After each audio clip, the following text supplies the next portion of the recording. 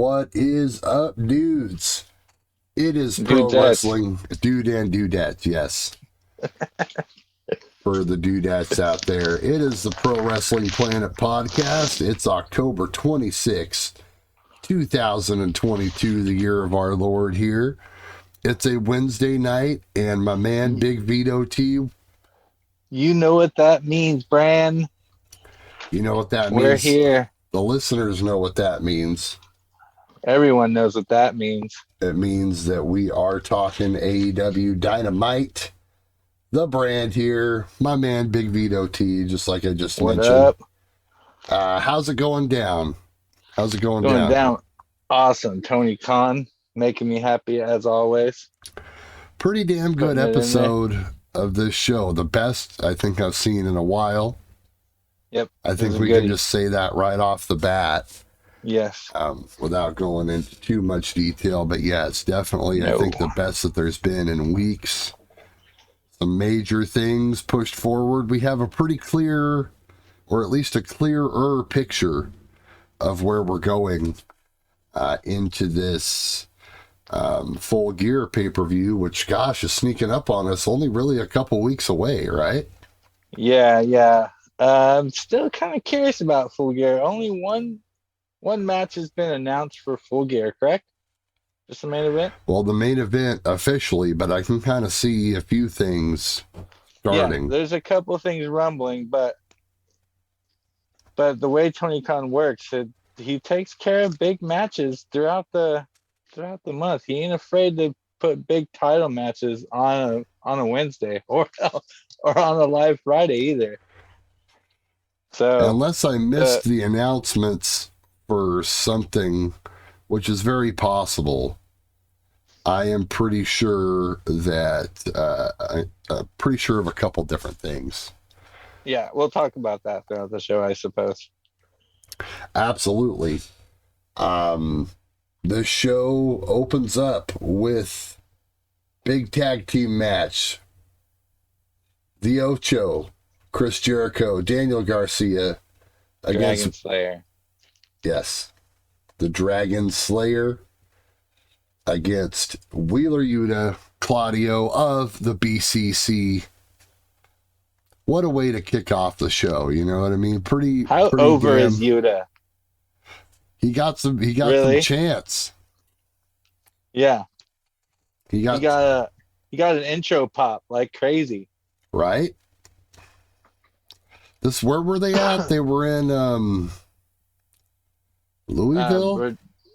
No, they were in Virginia. They were in Virginia somewhere. Norfolk.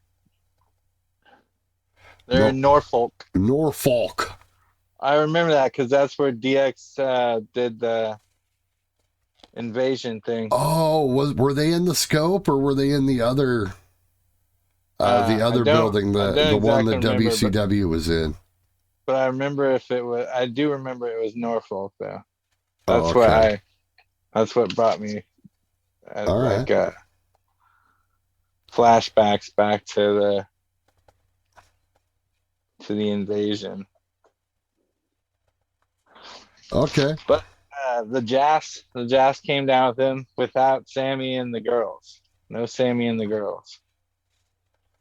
Yeah, that was kind of weird, but they did have Menard in there, and Parker. Yeah, and Purple Buckethead. Yep. For some reason. Hager loves his hat. He loves that hat. He loves the damn hat, man. But Garcia gave it up. A lot of good action. I didn't take really detailed notes. Okay, so I've been talking about it, and I haven't put in a great detail in it because I never wrote it down. But tonight, I wrote it down. Okay, let's hear it.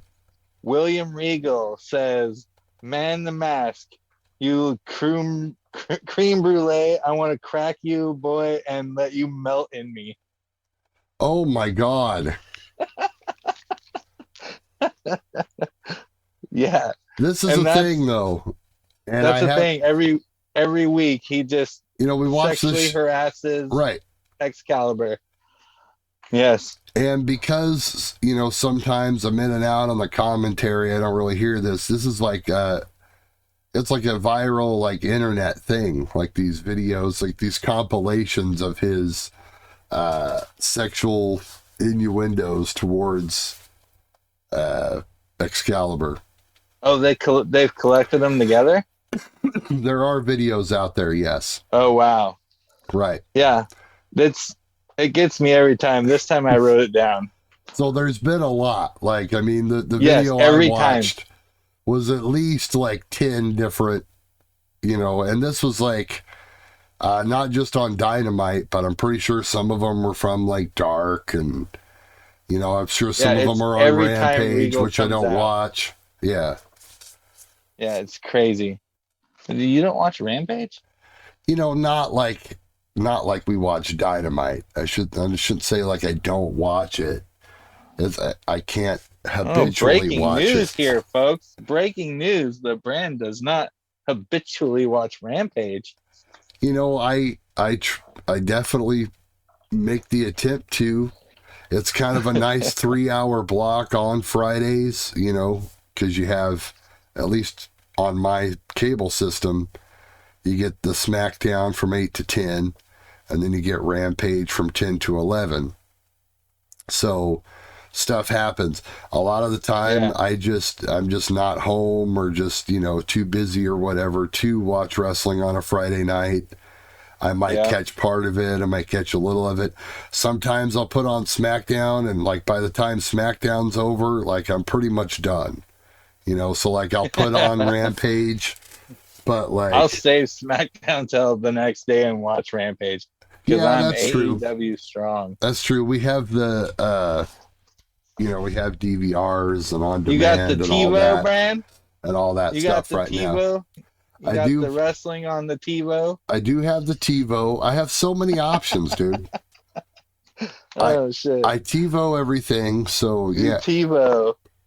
But actually, interestingly enough, I don't have Rampage as a series, so maybe I should do that. Yeah, I would get that hooked up. But then you have Hulu next day, on demand the next day, so it's, just whatever. It's a whole nother thing. I have a question to pose at you.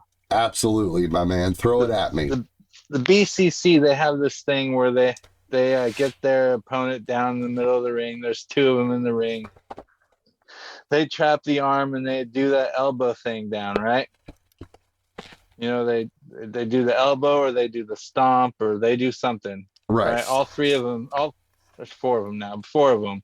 But tonight, Claudio and Yuta did it with the elbows. Okay.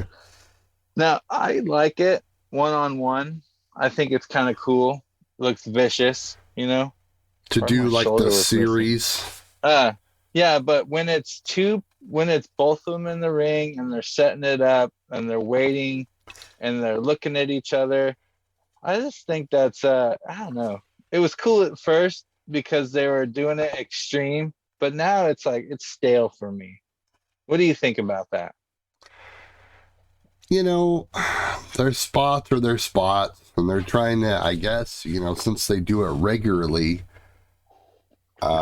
they would be basically, they're trying to make it one of their deals. Yeah.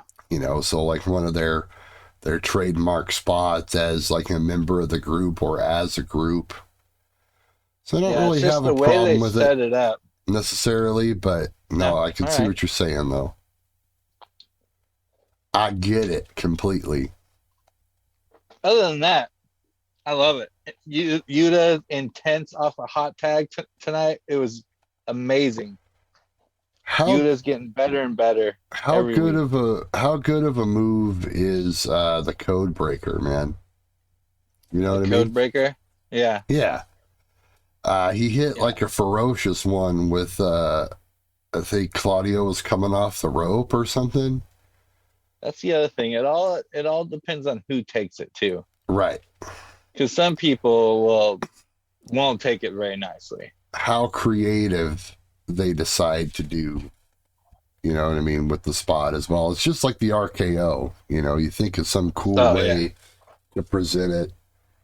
That's really, or the diamond cutter, there's a long tradition, the whole thought of You can hit it from anywhere. There was a spot in this match I want to bring out. I only wrote one down here. The double swing spot. No, I like that he's been doing that. Yeah. But no, I wrote it down. The Jazz Wrecking Train is what I wrote down here. It's where he went on the outside, did the Braun Strowman thing, but he did it like to the whole team, and he did all the different moves, But then he got in the ring, or he got up on the top rope, and I thought he was going to do like this huge spinning, like corkscrew uppercut or something. I was like, oh yes, this is cool. All the lead up all the way around the ring. Here we go. He's going to nail Jericho. He jumped down in front of him, all like weird and awkward like, and then hit him with like an uppercut. Oh yeah. And then like he stumbled or something, and he grabbed him and hit him with the neutralizer. And it's like, what? Did you catch that? I did. Do you think there was something wrong with that? What happened there? Just a little clunkiness, probably. Yeah, there was something weird about it. Little bit of clunkiness, but that's the thing.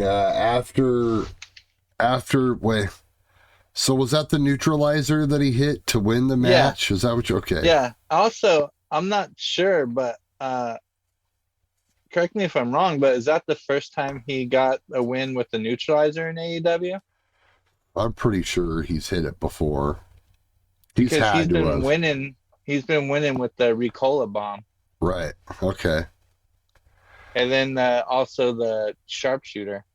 Oh yeah, that's right. He did the whole let me show you kids how to put on a sharpshooter. Yeah. Deal. Took everyone to school on it. Yeah. And it was amazing. He's the only one in AEW who can do it besides Sting. Right. And FTR, I guess they're pretty good at. I think Harwood even botched it once when he tried to do it, or was that Punk? Punk screwed up the sharpshooter. Oh. Real quick cut in here. I had this as an end of the show question, but I'll go ahead and pose it now. Okay. CM Punk. Rumors he's getting his contract bought out and that he's done. Apparently. Have you seen this? I have not. I've seen different things. I've heard that there's WWE rumors, there's retired rumors, there's a bunch of things. So it's funny because like the things the internet came up, the internet came to town, and no, I'm just kidding. No. The first thing that went around a couple weeks ago was all this stuff about how he had an office position, and now it's weird that like the next week, like the rumors of that died down, so now we have all this talk about a buyout and all this.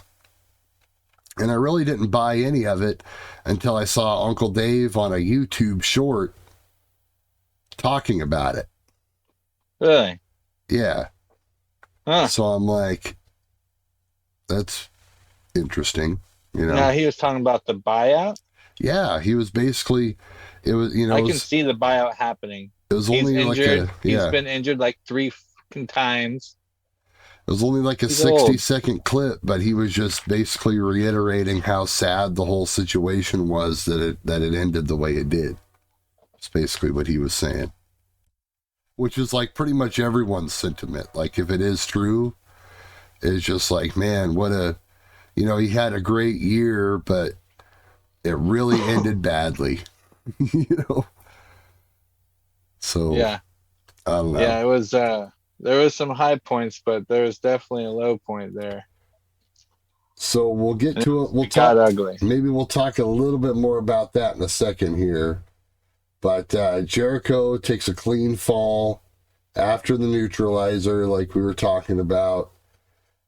So Claudio and Yuta win. Now, Danielson, they show backstage, says he's pissed off. He's going to take it out on Sammy tonight in their match. Because he said Wheeler talked back to me. Ooh, okay. I'm like, what? Yeah. What are you talking about? And then Wheeler comes up, I'm a grown man, daddy. Don't spank me. And then the best thing I've heard Brian Danielson say, happy birthday, Wheeler. And then walk away. Don't treat me like little birdie. Happy birthday, Wheeler. Oh, shoot, that tag team match went 11:42. 11:42, okay. Yeah, keep my times on. Well, yeah, so like you said, Yuta and Claudio come in. They run into him in the back. Yuta and Brian kind of almost get into it, but Claudio, of course, is the cooler head. That prevails. So, yeah, so we're teasing more of that stuff, apparently. Yeah, who knows what's going to happen there. You know, maybe I don't know what they're doing with the BCC. You really can't be a group in AEW, I guess, and not have some kind of tension. That's true. People are trying to work together, but then shit, stuff happens. Okay, so what I really want to get to is this. This is when I sent you that message. Okay. So what the hell? Okay. What the hell is this? We get a vignette. Can we just keep saying okay over and over again? Okay. All right. So AEW is officially in the Marvel Universe. This is right. So tonight we officially saw what happened when Thanos snapped. It deleted the Elite and the logo for AEW apparently. So that's a thing. So that's what you got. Any other explanation? Bro, I don't know. It was a spooky vignette where it was a whole bunch of, it was like sound bits from the guys, right? Yeah, it showed that past image that I was telling you about before, how they have their cell phones out. Right. They all said Double or Nothing. Hangman said AEW. Yeah. That was pretty cool. I liked that they showed that, but then it all disappeared. Right. I was like, when that disappeared, I was like, wait, what's going on? And then they kept showing them disappear. Dude, my mouth dropped. I was like, it's like I wasn't watching wrestling anymore. I turned into a complete fucking mark. I turned into like a 9-year-old kid. I was like, what are they doing deleting my boys? Right. They're deleting them. Haven't you done enough? Yeah. Well. Yeah. I transformed when that started going. Obviously, since they're on the show, they're not being deleted, unlike Mr. Phil Brooks, who apparently he was mentioned last week during the during the Ring of Honor champion mentions, but it was just a video in passing. He was like shown or whatever. Oh, okay. So he was mentioned along with everybody else. It was just something they proactively chose not to edit out. Yeah. Or whatever. Yeah, they were just they're like, we're not gonna do that. They're they didn't do like they did tonight with the poor Elite boys. Deleted them right out. But in all seriousness though, what do you think we can expect from this, Vito? Well, I think we can expect the next time the trios titles are on the line, lights are going out and my boys are gonna reappear. Okay. That's my thought. That's fair enough. I can dig that.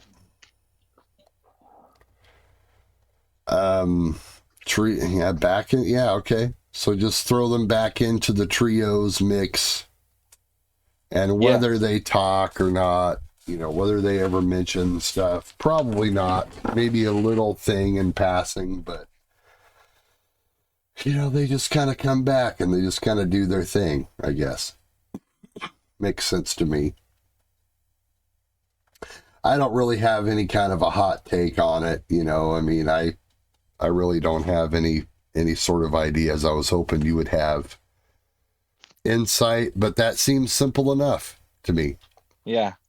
It sounds like a good idea to me. Okay, so then we get Sammy backstage promo. Now the whole group is together, including Jericho and Garcia, who just got beat up. But Sammy pretty much just hypes up the match with Danielson. Just another thing to do there. Yeah. And this is when Jericho goes crazy, right? Did he go a little crazy? It was hard for me to hear. Is this? Oh, that's when they had the audio problems. Yeah. Did they have audio problems? Yeah, they had audio problems. Okay, so it wasn't just me. No, they had audio problems. I remember that now. A lot was going on in my house during the show tonight, so there's going to be a lot of stuff promo-wise that I'm they said that? I believe this is when, let me check my notes. Yes, I believe this is when he opened challenge to any former Ring of Honor champion for, yes. I think next week. I did see where they were doing that, so who's that going to be? I'm doing some looking right now to see who's looking through the lineage. I'm looking to see who's injured and who's not injured. Okay. I have a couple thoughts in my head, but I don't know who's injured. So you think it's someone currently signed or someone they're going to bring back? So obviously it's someone currently signed, you're thinking. I think it's someone currently signed just to return. Okay. Because I'm looking at this list, and a lot of these guys either work for WWE or they're doing like some major storyline in Impact, or they've already done recent stuff for the ROH title. Okay, so no one that it'd really be a surprise. I mean, Homicide. Low key, dude. I get that first champ in there. Bring in Low Key. Homicide would be a good one, I think. Homicide. I don't know what he's doing these days. Let me look him up real quick. Yeah. So that's the one thing that has really got me curious is watch it's CM Punk. Who? That's what I was just thinking. I was like,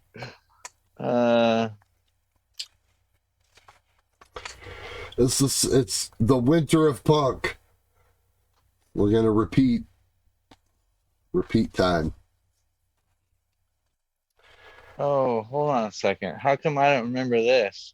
What's that? On September 24th, 2021, Homicide made his AEW debut, Rampage Grand Slam, coming to the rescue of Mox and Kingston during their lights out match against Minoru Suzuki and Lance Archer. I somewhat remember that. Makes sense to me. It's one of those like one-off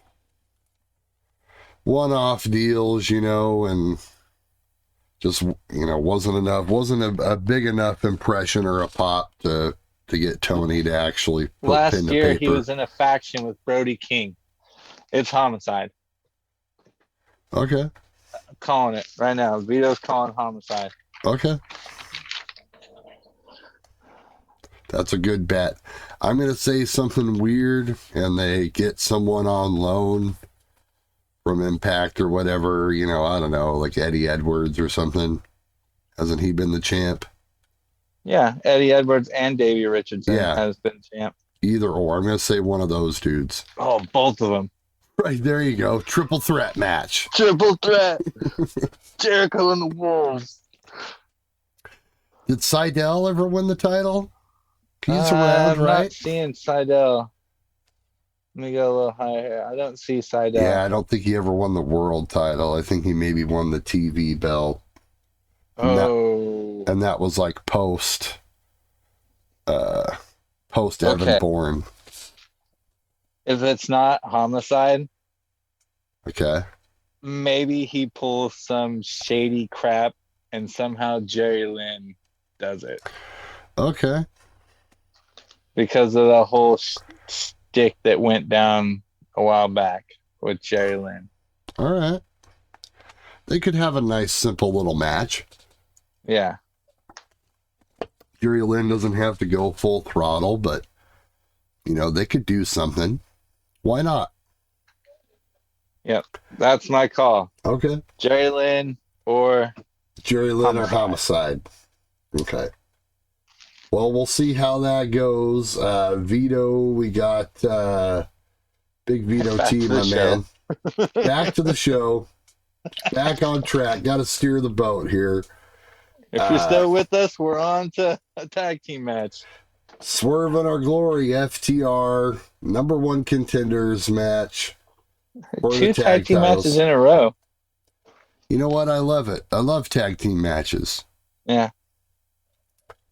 I'm not like what's his name, and I have a weird bias on tag team matches. Yeah. Anyway, number one contenders match, so we get Acclaimed out to watch, back to back FTR and Acclaim's pop. Whew, it's hard to tell who was louder, but damn, they are both over. Both the chair teams. Scissor. Yeah, the scissor chair, that was cool. They love Scissor Me Daddy. Yeah. That's a cool chant, Yeah. Scissor Me Daddy's a good chant.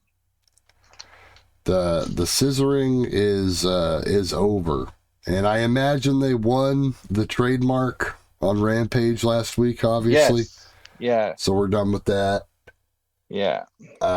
Took care of that. Now, there was FTR cosplayers in the front row, and then I realized it was the Gun Club. So I couldn't really hear what the announcers were saying during this part. But I was like, that's the freaking Guns. Which, I got an opinion on that I'll talk about in a couple minutes. Well, they end up playing a big role in this match. And we'll get to that in a second. First, I want to ask you, and I mean this with all due respect, as a man with weight on myself as well, but how much weight you think Keith Lee has gained since he left WWE? It's got to be like 75 pounds. What do you think? You think he's gained a lot of weight? He looks huge. He does look huge, actually. Yeah, his stomach seems to have gotten bigger. But it really does not matter because he just flipped over FTR. Not flipped, hurdled. He could still move just fine. It's amazing. The guy's an athletic freak. He's basically at the weight. Oh, my goodness. I don't know. I think he looks bigger than he did back in like the ROH days and stuff, but I don't know, man. I don't know. But when he cleared FTR, I was like, dude, that was impressive. Yeah, no, it's definitely not affecting him at all, but it's amazing how just the difference, from having to do that like WWE grind and having all that like pressure, to look perfect or whatever. So it's at this time I want to take a mention. It's not about this match, but it was shown on TV. I disappeared there for a second. Anyway, go ahead. I know I keep losing part of my shoulder. It's all good. It's our graphics system, people, if you didn't know. If you're just listening to it, our graphics are great. We're freaking out, man. The production values have went through the gone roof. Up this week. So when on the lower ticker, they were showing results for Dark and Elevation. It said on there, the Firm's Matt Hardy. And I was like, oh, Oh, yeah. He interesting. lost that match. Yeah, he lost the match. So Hmm. now his name is now the Firm's Matt Hardy. The Firm's Matt Hardy, huh? The Firm's Matt Hardy. Yep. Interesting. Yep. So that's a thing now. Okay. I wonder if it's the Firm's Private Party, because that's a cool name for a group. The Firm's Private Party. I like that. Yeah. That's their name. Sounds like some stuff could go down in a situation like Yeah, that. exactly. Anyway, I just wanted to bring that up. Back to Swerve. Well, I asked that, thing about the weight because one of the parts that stuck out to me in this match is where they do that superplex spot. Yeah. And it took forever to set it up. And I hate that. Yeah, I know. I hate that shit. Dax was on the outside that's like watching and like hitting him every once in a while just to make sure that right. we got the position. We're here. Hey, we're still in charge, buddy. We're selling this here, yeah. Yeah. We're gonna make sure that this happens. Before that happened, I want to see what your thoughts on this, or if you noticed it. Swerve took a beating. He took a beating, and he took it for a long time. They beat him up for a long time. And then when he was done, he was supposed to get a hot tag, right? You get beat up, you get a hot tag. Well, instead of doing a jump thing, it was just kind of I don't know. It was just not a good tag. And then Keith Lee just kind of slowly got in. I don't know. I put on here killed the hot tag because it should have been a huge moment from him getting beat up that much to nothing. Well, it was just kind of F for me. Damn it, man. I don't know why. It's like I don't cough all day, and now here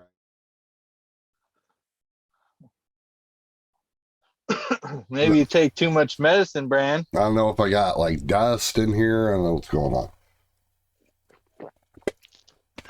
Lay off the medicine. Never.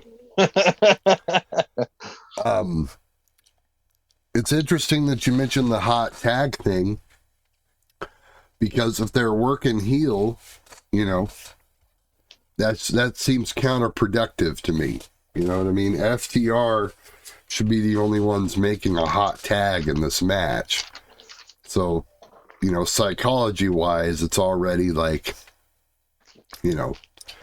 that's part of the thing that's suffering. It's not like I couldn't tell whether it affected the match or anything. It still seemed totally fine. Well, I mean, the point where both guys, but they're doing a half and half thing anyway. But yeah, the point where both guys are going for the tag and they both reach out and do it. It's okay. Didn't even try to do that type of movement. Mm-hmm. I don't know. It just didn't seem like a very good tag to me. Maybe not necessarily needed a hot tag per se. Was it but it just wasn't a good tag. It was when he tagged him in. It was when Keith Lee looked at him sideways. It was afterwards, right before the big suplex off the rope. Okay. It was right before that. I think I know the tag that you're talking about. Yeah. I mean, how many tags could there have been in the damn match? Yeah, it's the one right before the big scary suplex, because that's what I wrote down here, big scary suplex. Now, the Gun Club ends up holding Cash Wheeler, so he can't make the save. And Keith Lee ends up getting the win here for Swerve in Our Glory. So they're the number one contenders. Also, it was in this match we heard Yambag City. Oh, okay. The Taz catchphrase of the day. The insipid Taz commentary. Yep. As and the known match on went Botchamania. 15:07. Claim makes a save. I think we have an 8-man tag incoming. And speaking of... this is where I'm going to call something else. Okay. We have a Ring of Honor pay-per-view coming up, right? Oh, is this before the AEW show? Was this before or after Full Gear? Hold on a second. because that'll tell us a lot.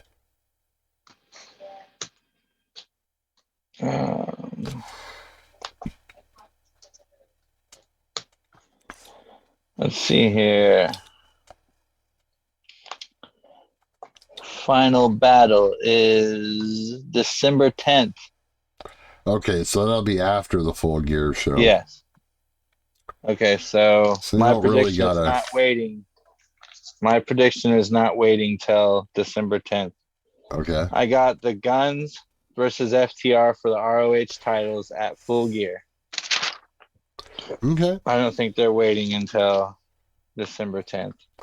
So that's the idea here with them getting involved. It's more of a thing with them and FTR and not necessarily like they were wanting to help Swerve Glory. No. Because now Swerve and Our Glory is going to get a rematch. A third match, a rubber match, per se, as you were. Against...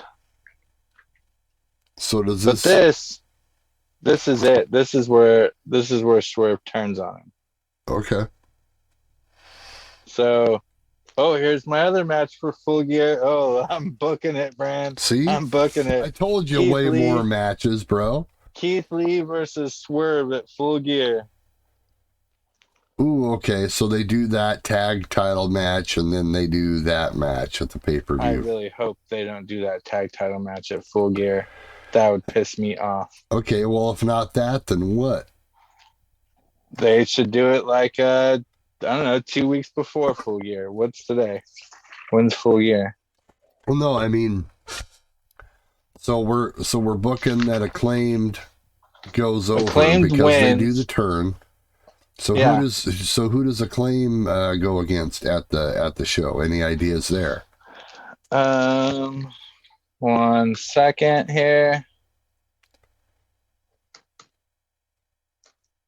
Give me 1 second. I think. And do you have anybody in mind right now? I don't really have right off the top of my head. Trying to think of other teams. If we're not thinking about Bucks or Death Triangle, I don't know, man. Heel teams too. I mean, I guess you could stick the Friends in there, but probably don't want to do that. These are really old rankings. Yeah, they've kind of thrown the rankings by the wayside. Yeah, apparently. Interesting. The last rankings on AEW are the end of August. Huh. Okay. I don't know then. I really thought their rankings would be more caught up. I'll have to get back to you on that. You could do Lucha Bros. We don't have Jungle and Lucha anymore. Man, I don't know. I don't know who else you really... I mean, I guess you could have them face maybe Jazz, maybe Parker Menard. What have you done for me lately? Would be a place to go. I don't know. There's no other teams really set up right now for that spot. Wheeler and Claudio. Boom. I guess. Wheeler and Claudio. I guess, but then you have a face versus face thing, but oh well, we know they don't care about that stuff. Wheeler and Claudio don't always play face. That's also true. They're mids. Ooh, sorry. I didn't mean to go there. Well, we'll see how that all turns out. That's still, I think we still have some development there. Too early to call. But we get next. We get the MJF promo. We had a weird, awkward thing in the back with Renee, Saraya, and Britt. Oh, I missed this completely. Yeah, I didn't even see really this. Awkward. Okay, what happened? So it's like Renee and Saraya are in back, and Renee's like, "Oh, I'm happy to be here with you. We're best friends." I think she said something like, "I'm Blondie to your something." because they're homies or whatever. Okay. And Britt comes up and she's like, "Oh, happy to be here with you guys." And it's all awkward, backwards, forth. And Renee's like, "Shut up, both of you. This Oh is yeah. not what we're supposed to be doing," or something like that. And I'm like, okay. Or no, she says, we have to do this properly or something. And I was like, properly? So they're gonna Okay. have the Then it sit cuts. down interview. Yeah. So that was the They show prelude that to later in the that. night. Yeah. Okay. That's why we're going to have a sit down. So then Renee is back, baby. This is the third time tonight. I completely missed that somehow. But Yep. yes, we get Renee out with MJF. And before we cover the promo, I just got to mention the MJF greater than Moses sign that the guy in the crowd had. I literally laughed out loud. That's the greatest. Me too. Greatest I was like, sign. greater than Moses. Yeah. Oh, man. But That guy was definitely a devil worshiper. right, he comes out and does that shtick. But bro, we get like, is this literally like the soft? Like this is like a soft face turn. Like what is going on? This promo was weird. It was weird. Spot on impression of Mox, though. Yeah, no, that was great. It was good. But to me, it was just weird because it's like, okay, we're officially. Hey, Bran. What? With all due respect, that hat makes you look fat. With all due respect, of course. Right. With all due respect. But yeah, no, I mean, yeah, he did like some stuff, that you would, but it was very like, I don't know, man. He's really trying to turn face. He's really, really trying. It's weird. I know. We have to accept it. We have to. It's weird. He's trying. That's what I'm thinking every time I see him. It's like we all still love him. Okay. He's getting big chants. We think his promos are great. We see what he's trying to do. We're kind of buying it. Are you buying it? A little. See, that's the thing. I don't buy it. I love it. I think he's doing fine with it, because it's like, because there's so much talent there, especially when talking, that, it basically shines through no matter what. But it's not how I would have done it. You know what I mean? Like, he's got to keep resisting this, like, love from the crowd. Don't change him to make him a baby face. Make the people come to you. Don't come to the people. Austin didn't change anything he did, to get, he was just him. So I think that's the mindset that they need to have, is just let MJF be MJF. We love him for who he is. We don't need him to pander to us and all this stuff. Which I'll unveil my more thoughts on this later. Obviously, not to preempt anything, but yeah, he gets cut off by Stokely. He says a lot of stuff here. Says he won't wrestle completely clean, because he's still MJF and what, so that's why it's like, he's not too, but it was like a hybrid. Yeah. Hybrid kind of promo. But he gets cut off by Stokely. He warns Stoke, not for the firm to touch Moxley, or basically says that he's fired if that happens. Stoke just smiles and walks away. And that's the segment. Yeah. It was weird. The whole Stokely thing was weird for me. I didn't like it at all. I don't like Stokely. I didn't like the Stokely thing starting last week. Well, it all made sense in the end, I think, and it's very accelerated, but it looks like very accelerated. this is where I we're think that's going. why. Right. Yeah. I think that's why it's It should have very been a accelerated. Yes. slower deal. But No, I could see that totally. Clarence Mason was getting kind of weird Clarence about it. Mason Jr. So the thing that got me that got MJF a little more over for me was the catchphrase. Okay. I think when you're going face and you're turning face, it's all about like fan participation. You can get fans to cheer for you, Right. but if you can if you can be someone who the fans go with and still have, like I'm still MJF, so I'm not always going to be clean, that type Right. of thing. Mm-hmm. But he hit that catchphrase, say my catchphrase in 3, 2, 1 or whatever, Right. So I don't know. I think he's trying. That's all I can say. He's trying. It's an interesting experiment, and maybe it's just like, maybe that is the way it kind of has to be. You got to change things up a little bit. He's been doing this character, altogether for a while now, even pre-AEW, right? So He's been doing the MJF thing since he was born. right. So, maybe a new take on it. We'll see, though. I have some theories here.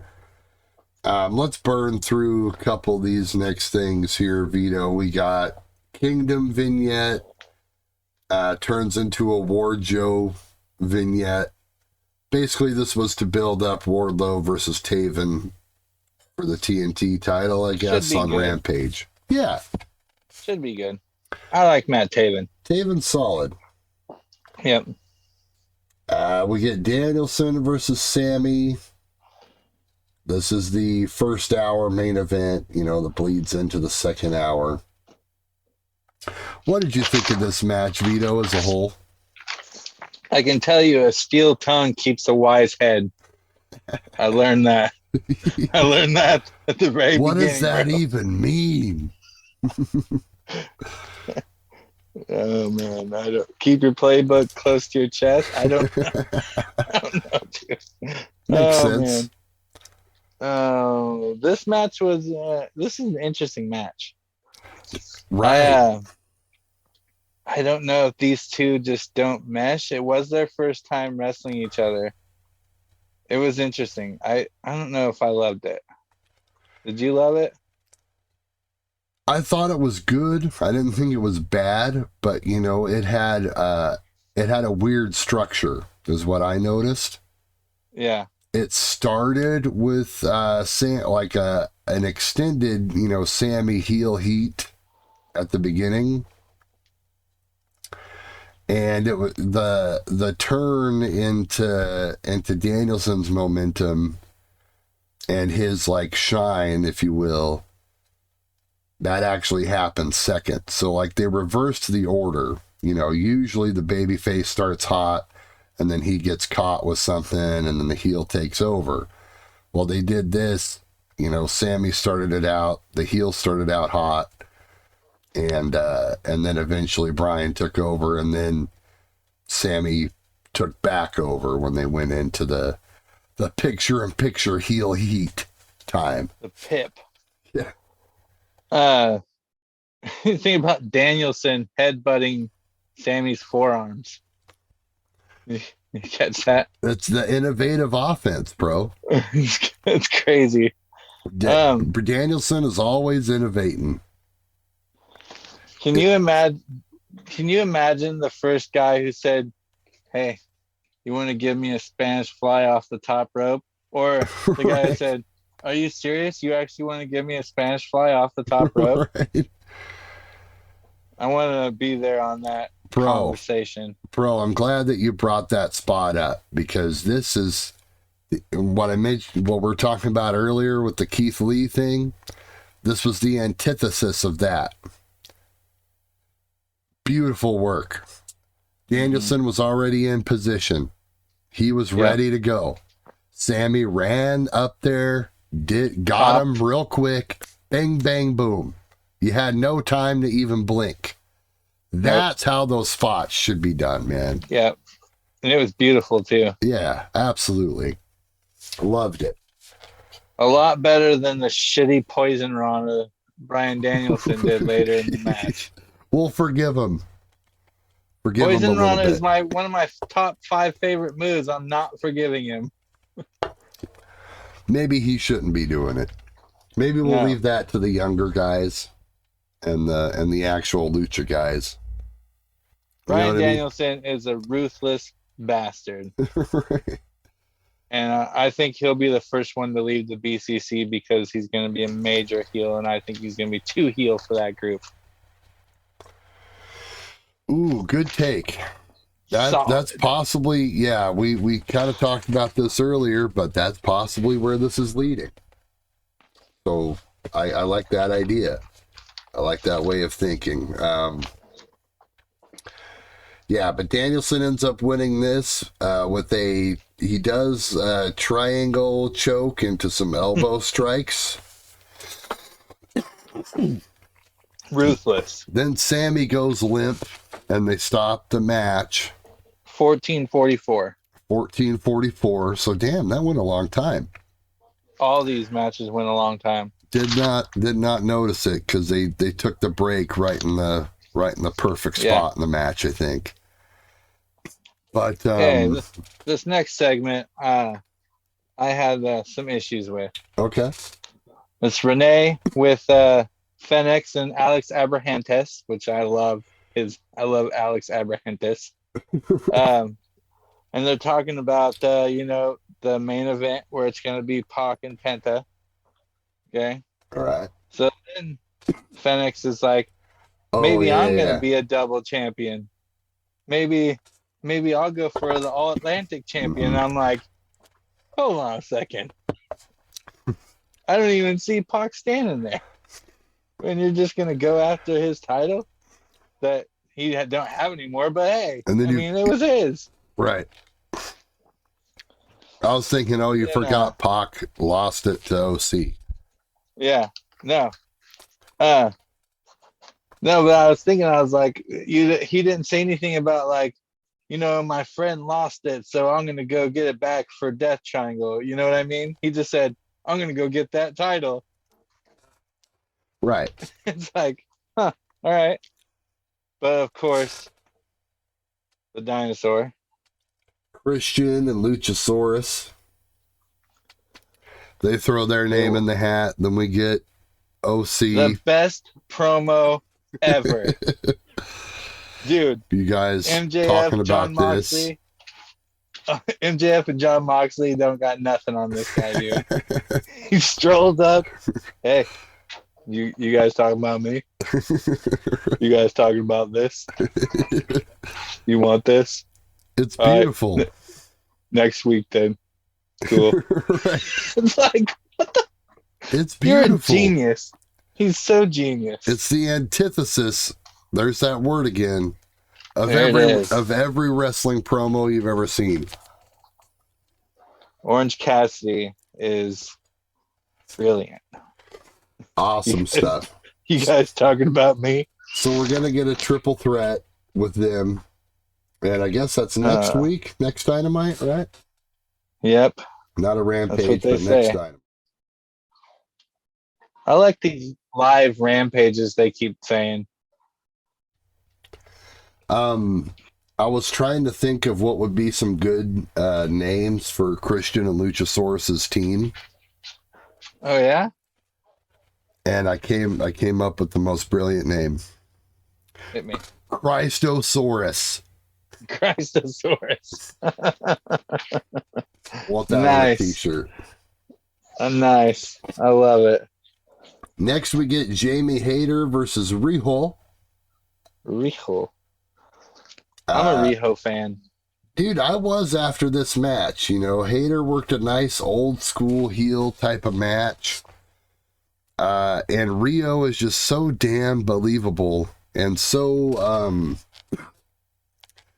gosh, you just feel for her, like watching her bump, you know what I mean? It's like someone beating up a kid.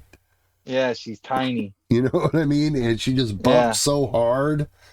And every time she hits something, you're just like, oh my God, I think she's dead. And I think that's a good thing. So, someone has got to come in here and say a little something here. Ref Stevens has got to make an appearance here. All right. Rick Knox. Rick Knox dropped the ball tonight. This is the guy, he always drops the ball. He blatantly saw Britt Baker grab Riho, and all he did was like wave his arms and say like no, but then like look away. And I'm like, dude, throw her ass out. Jeez. Like, get out of it. She grabbed her. Like, she physically put her hands on one of the competitors. Throw her out. Well, this guy is classic for that type of stuff, though. Yeah. Anyway. All right. Put Ref Stevens away now. That's what he does. That's what he does with the damn thing. But yeah, no, she's just so damn believable, and I really enjoyed this match. The finish was crazy. Take us through the finish. Do you have like a breakdown of it? All I know is that she hit her with, it took a couple of reversals, but she finally hit her with the ripcord lariat, and it folded Riho in half. Folded her in half. And it's just like, you know, her leg was all pinned underneath her, and it's just like her little body was all mangled looking. Right. It was awful. Yeah, it was awful. Well, this sets up Hater Tony Storm. That went 10:53. 10:53, okay. Yeah. Okay, question for you. Didn't we already have that? I don't think we did. Hater Jamie Storm? Did we? Tony Storm? Or was that a qualifying match? I thought they had a match. I mean, maybe months back, but I don't think since she's had the title, they have. We had. Oh no, she went against Sheeta last week. All right, fine. I think it's going to be great. So is this going to happen at the pay-per-view or not? Or did they already announce it for something else? Because I think it's a pay-per-view match. I think that's a pay-per-view match. You do that match, and then you can do you can announce the Saraya. Saraya Britt Baker's gonna be at Full Gear. Full Gear, yeah. Well, there you go. So that's a shoe-in. There's your two women's matches right there. Well, Jade and Nyla Rose. Is you're gonna have that. We'll bump that to the pre-show. We don't need to see that on the main show. Either way, so yeah, then we get let's see, weirdness. Excuse me, a couple things I missed. Eddie Kingston Renee was next. The Kingston promo, yes. What did Kingston say? I didn't hear a word of this. Renee asked him why people were worried about him. He said for no reason. He's fine. He's smiling. Let's not talk about that. Let's talk about my two good friends in the main event. Renee's like, okay, well, let's talk about that. What do you think? He's like, oh, love Penta. Mox is going to win. Da-da-da. And I'm like, okay, what's going on here? Weird. He's like, look at me. He's like, I'm smiling. Everything's going to be okay. I'm like, I don't know what's going on with Eddie Kingston. I don't know. It's really weird. So they had a promo where he said and did nothing. Yes. Basically what you're telling me. Yep. All And right, was then. just made me question. I mean, what are you doing with the Mad King? He's one of their most over guys, you know what I mean? He could be doing so much more, but I mean, like, there's not enough time on the show. You know what I mean? They need anyway. So I guess they're turning his whole thing into a storyline where he's just like a wacko Yeah. and just punches people backstage because they call him fat. I don't know. Yeah. That's the best I got. Now this next thing I did a little research for us. Okay. They showed the Darby Allin video where he talks about why Sting's not there. Okay, yeah. What was the Darby video? This is another thing I Okay. missed. So Darby is he's basically said that Sting is giving him space because he wants to, be a Darby Allin, Mm-hmm. But then they show Darby jumping off a waterfall, a 92-foot waterfall. Wow. Did some research. Do you know where that waterfall was? It's called Abiqua Waterfall, and it's east of Salem, Oregon. Oh, wow. Ever been there? I have not. Have you? To the waterfall? No, but I've been to other waterfalls around it. Right. There's tons of cool waterfalls in our beautiful state. Yes, there is. But I looked it up and I watched the video. He said he was gonna jump, but he decided he didn't want to. But then he lost it because he's pretty much slip jumped. So yeah, we almost had a crippled Darby Allin. They just had, I mean, that's just scary. I don't know. Yeah. Like, I didn't even know you could actually legitimately do that. 92 feet. I think the most I've jumped is like 20 feet, maybe 25. And he's not even Samoan. No. That's the thing that really amazes me about it. Yeah. Well, main event time. Anything else? Okay, yeah, we get the main event. They did a rundown of stuff we're going to see soon, but we already talked about all that stuff. Mox and Penta. Nice match. I thought that Mox worked a lot. He worked a lot like Dean Ambrose in this match. Did you kind of get that? Yeah. They also, he definitely he wrestled a lot calmer in this match than he usually does. I liked it. He actually should, you know what I mean? It wasn't a whole bunch of BS. He didn't bleed in the first 2 minutes. I wrote down here that I wanted to ask you what your thoughts about the death, the Death Rider and Paradigm Shift, and then you also got the Walls and the Lion Tamer. What's your thoughts on having two moves that are slightly different from each other? So those are the only two thoughts that I thought about, but I thought that's an interesting concept.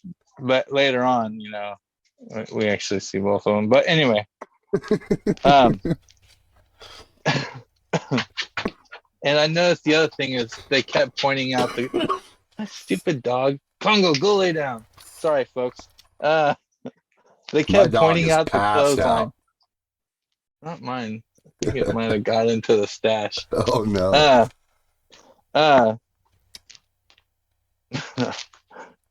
They kept pointing out the clothesline, like he almost hit a clothesline. They're like, "Oh, watch out for the clothesline!" And right. I'm like, "That's not very nice." No.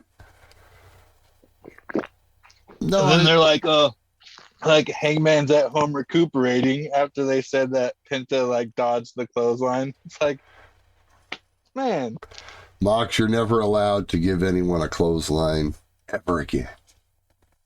Oh, but when he finally hit Penta with it, it was the weakest looking clothesline he's ever hit. Give him a little. Yeah. Penta did it all. Those little love taps. But yeah, pretty dang good main event here.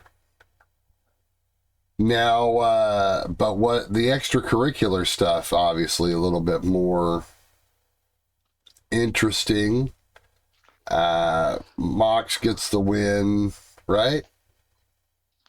He did. There was a Yes, pinfall. he Right, hits okay. him with a paradigm shift and then a Death Rider. Oh yeah, that's okay. So yeah, I just didn't have See, it that's what written. I'm talking about. I usually write down the finishes, but for some reason I didn't hear.